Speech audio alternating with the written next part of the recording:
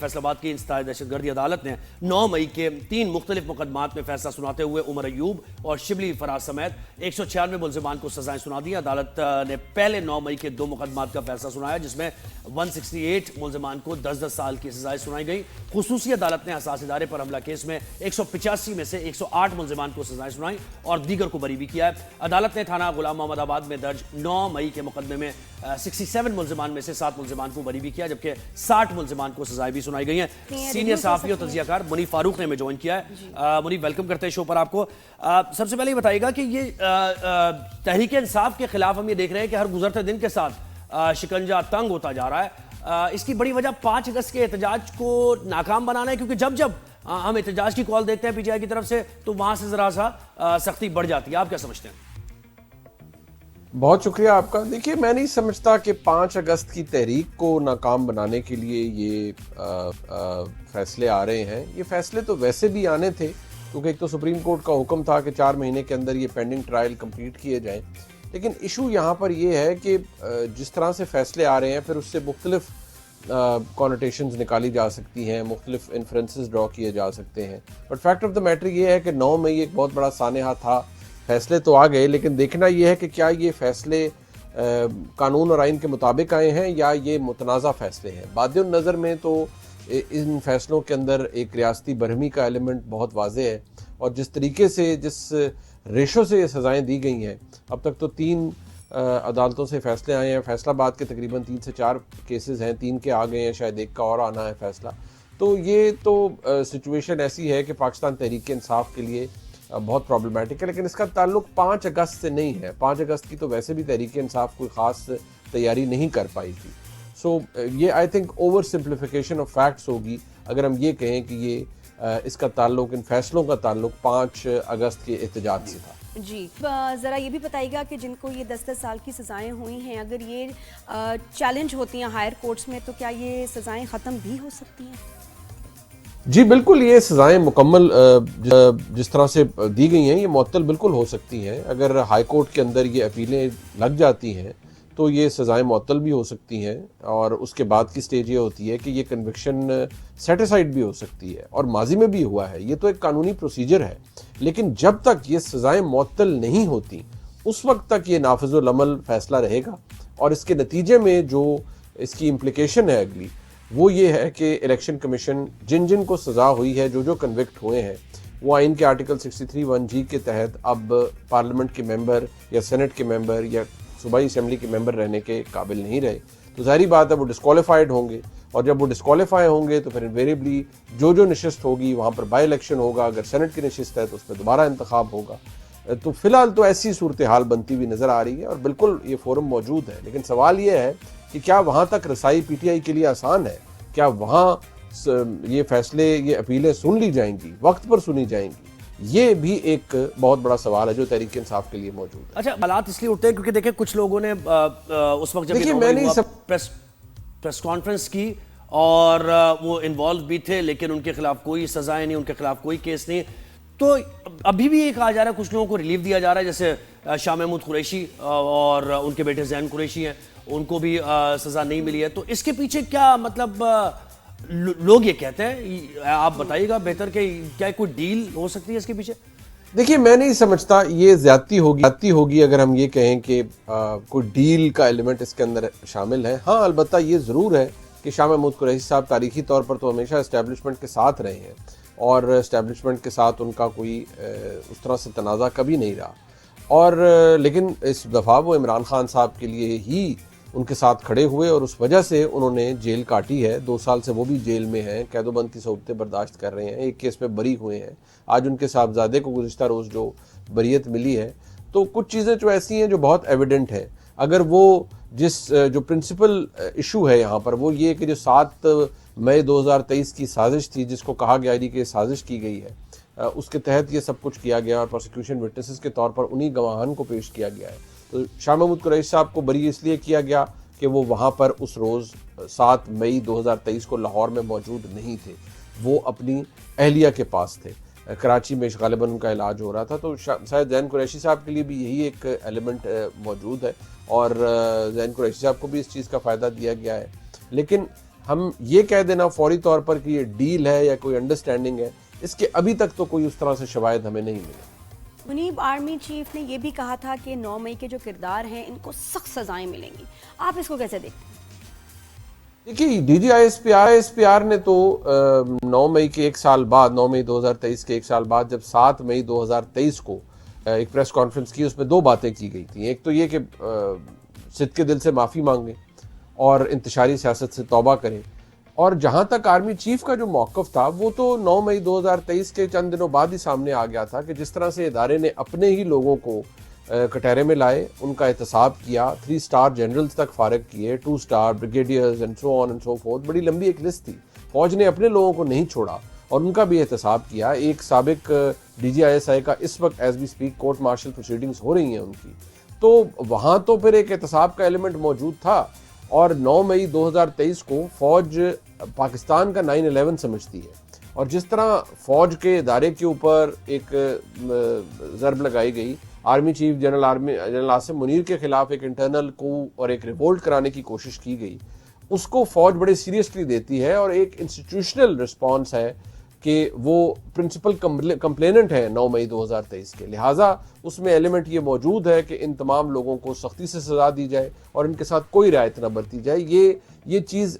میں سمجھتا ہوں پہلے دن سے بالکل کلیئر تھی کہ کسی کو اس پورے معاملے میں کوئی معافی نہیں دی جائے گی۔ جی، اور ابھی جڑا مسئلہ ہے نا کہ اب ان کو ڈی سیٹ بھی کیا جائے گا، ان کی ممبر نیشنل اسمبلی جو ہے، قومی صوبائی اسمبلی کے جو ممبرز ہیں ان کو ڈی سیٹ کیا جائے گا، تو مزید بھی آپ یہ دیکھ رہے ہیں کہ ڈی سیٹ ممبرز ہونے جا رہے ہیں ان سزاؤں کو لے کر، اس پر کیا کہیں گے آپ؟ دیکھیے اس بات میں صداقت بالکل موجود ہے، کیونکہ ابھی تو فیصلے آئے ہیں، ابھی کچھ اور فیصلے لاہور سے آنے ہیں، ان میں جن لوگوں کو سزائیں ہوں گی، اور بدقسمتی سے اگر متنازع فیصلے ہیں یا کچھ پہ سوال ہے، لیکن بہرحال وہ جب تک فیلڈ میں رہیں گے وہ فیصلے تو موجود رہیں گے جب تک وہ معطل نہیں ہو جاتے۔ تو اس کے نتیجے میں مجھے لگتا ہے کہ ایک ہم ٹرم یوز کرتے ہیں زیرو ڈاؤن کرنا، تو مجھے لگتا ہے کہ تحریک انصاف کا جو نمبر ہے اس کو کم کیا جائے گا، اور وہ کم ہوگی جب سزائیں کسی کو ملیں گی، کنوکشنز ہوں گی، چاہے وہ صوبائی اسمبلی کے ممبر ہوں، چاہے وہ قومی اسمبلی کے ممبر ہوں یا سینٹ کے ممبران ہوں۔ تو تحریک انصاف کو بحیثیت جماعت جو کہ پارلیمان کے اندر موجود رہی ہے، اس کی جو ایگزسٹنس ہے اس کو بہت بڑا سیٹ بیک ملے گا۔ پہلا سیٹ بیک انہیں ملا جب یہ مخصوص نشستوں کا فیصلہ آیا اور جب ریویو منظور ہوا باقی جماعتوں کا، اور یہاں جو صورتحال بنی، اور دوسرا جو سیٹ بیک ہے وہ ان کنوکشنز کے 9 مئی کی کنوکشنز کے نتیجے میں آئے گا۔ تو بالکل یہ ایلیمنٹ موجود ہے، اور یہ دیر از اے ہائی لائکلیہڈ کہ آنے والے دنوں کے اندر مزید سزائیں ہوں گی، مزید کنوکشنز ہوں گی، اور جب کنوکشنز ہوں گی تو پھر اس کا نیٹ امپیکٹ یہ ہوگا کہ وہ ڈسکوالیفیکیشن ہوگی، جو الیکشن کمیشن نوٹسز، جو ڈکلریشنز ہیں یا نوٹیفیکیشنز ہیں ان کے ڈسکوالیفیکیشن کے وہ ایشو کر دے گا۔ لہٰذا عددی اکثریت تو تحریک انصاف کی کم ہوتی چلی جائے گی۔ نہیں، پھر آپ کو کیسا لگ رہا ہے کہ ان حالات میں جو 5 اگست کو پارٹی ممبرز ہیں اپوزیشن، ان کے ورکر سڑکوں پہ نکلیں گے، احتجاج کریں گے؟ دیکھیے 5 اگست کا احتجاج تو پہلے بھی اس کا کوئی سرا نہیں مل رہا تھا۔ تحریک تحفظ آئین پاکستان کی جو موومنٹ جو اچکزئی صاحب اور دیگر دوستوں نے بنائی تھی، اور تحریک انصاف اس میں شامل تھی، کال تحریک انصاف کی تھی، لیکن تحریک انصاف شاید اس پر ڈیپینڈ کر رہی تھی۔ ایشو یہ ہے کہ ایسی صورتحال میں 2 ہی نتیجے ہو سکتے ہیں، یا تحریک انصاف کا ورکر موبلائز ہو اور 5 اگست کو ایک بھرپور ریزسٹنس دکھائے، یا جو زیادہ لائکلیہڈ ہے کیونکہ تنظیمی سطح پر کوئی ایسی کارروائی نہیں ہو رہی، یہ بھی ہو سکتا ہے کہ تحریک انصاف ایک بہت بڑا سرپرائز دے دے، جو کہ فی الحال تو گراؤنڈ پر نظر نہیں آتا۔ لاہور کے اندر میں موجود ہوں، اور جن لوگوں سے میرا رابطہ ہے، تحریک انصاف کے بہت سے لوگوں سے بات ہوتی ہے، تو وہاں مجھے کوئی موومنٹ نظر نہیں آتی کہ کوئی اس کے حوالے سے تیاری ہے، کس طرح سے کیا جائے گا۔ ابھی تک تو لائحہ عمل بھی سامنے نہیں آیا۔ آج 1 اگست کو بتایا جاتا تھا کہ کوئی لائحہ عمل اس حوالے سے سامنے آ رہا ہے اور سچویشن ایسی بن رہی ہے، بٹ ڈیپینڈ کرتا ہے کہ یہ سارا کچھ کیسے ہوگا۔ کیا تحریک انصاف کے لیے کوئی سرپرائز فیکٹر تحریک انصاف دے گی اور کوئی احتجاج بڑا کر پائے گی؟ وہ جلسے کی بات ضرور کر رہے ہیں کہ لیکن اس کا تعلق تو اس اجازت سے بھی وہ مشروط ہے جو کہ انہوں نے مانگی ہے، وہ ملتی ہے نہیں ملتی، کہاں سے ملتی ہے، ابھی تک تو اس حوالے سے کوئی فائنل بات نہیں کیا جا رہا۔ بہت ابھی اس وقت ضروری سوال ہے کہ موجودہ صورتحال میں آپ بانی پی ٹی آئی کا مستقبل کیا دیکھ رہے ہیں؟ دیکھیے عمران خان صاحب کے لیے مسائل تو پہلے بھی تھے، اب بھی بہت زیادہ ہیں، اور جو ایک سب سے مضبوط کیس 9 مئی کا جو ہے وہ عمران خان صاحب کے خلاف وہ ہے GHQ حملہ کیس۔ یہ وہ واحد کیس ہے جس کے اندر اب تک عمران خان صاحب کو 9 مئی کا یہ واحد کیس ہے جس میں عمران خان صاحب کو چالان کیا جا چکا ہے، اور یہ چالان انہیں پچھلے سال دسمبر میں کیا گیا تھا۔ اس میں شہادتیں ہو رہی ہیں، پروسیکیوشن وٹنسز آ رہے ہیں، تقریباً کو 50-55 کے قریب وٹنسز ہیں۔ جیسے ہی یہ پروسیجر کمپلیٹ ہوگا تو GHQ حملہ کیس کا بھی فیصلہ آ جائے گا، اور اس میں بھی جو لائکلی ہوڈ ہے وہ یہ کہ پروسیکیوشن بہت کانفیڈنٹ نظر آتی ہے کہ ہم عمران خان صاحب کو یہاں سے، یعنی یہ جو GHQ حملہ کیس ہے ٹرائل کورٹ میں چل رہا، اس کے اندر ایک بڑی سزا دلوائیں گے، اور اگر بڑی سزا دلوائیں گے 190 ملین پاؤنڈ میں ان کی ویسے ضمانت نہیں ہو رہی، نہ ہی سزا معطلی ہو رہی ہے، تو پھر تو ان کا جو مستقبل ہے سیاسی طور پر وہ اس وقت تک ذبح حالی کا شکار رہے گا جب تک ان کی کوئی سیٹلمنٹ یا انڈرسٹینڈنگ نہیں ڈیولپ ہو جاتی۔ لیکن حالات کو دیکھتے ہوئے اس وقت کوئی سیٹلمنٹ یا انڈرسٹینڈنگ ہوتی بھی نظر بھی نہیں آ رہی، لیکن ہمارے ملک میں بہت سی چیزیں ماضی میں بھی ہوئی ہیں، اور اب بھی ہم کسی پاسبلٹی کو کنسیڈرنگ آر اون ہسٹری ہم رول آؤٹ نہیں کر سکتے۔ جی اچھا دیکھیں، یہ جو منیب پاکستان تحریک انصاف کے ساتھ ہو رہا ہے، احتجاج کرنے کی کوشش کرتے ہیں تو اس طریقے سے احتجاج کا مومنٹم نہیں بنتا ہے، پھر ان کے خلاف جس طریقے سے کارروائیاں ہو رہی ہیں وہ بھی ہم سبھی دیکھ رہے ہیں۔ پارلیمنٹ میں اب یہ کیونکہ ان کو سزائیں ہو گئی ہیں تو پارلیمنٹ سے بھی تقریباً وائپ آؤٹ ہوتی ہی جا رہی ہے، نااہلی ہوگی، تو مزید آپ سمجھتے ہیں کچھ رہ گیا ہے پاکستان تحریک انصاف کے لیے، یا پھر کہیں نہ کہیں باؤنس بیک کرنے کا کوئی ان کا موقع ہے؟ دیکھیے حکومت نے تو کیا، یہ تو ایک وہ تنازع ہے جو پاکستان تحریک انصاف اور اسٹیبلشمنٹ کے درمیان موجود ہے۔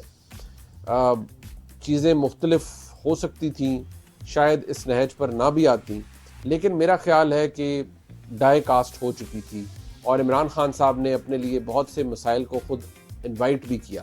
کچھ سیاسی غلط فیصلے لیے جن کی میں سمجھتا ہوں ان کو بھرپائی کرنی پڑی، لیکن جو 9 مئی کا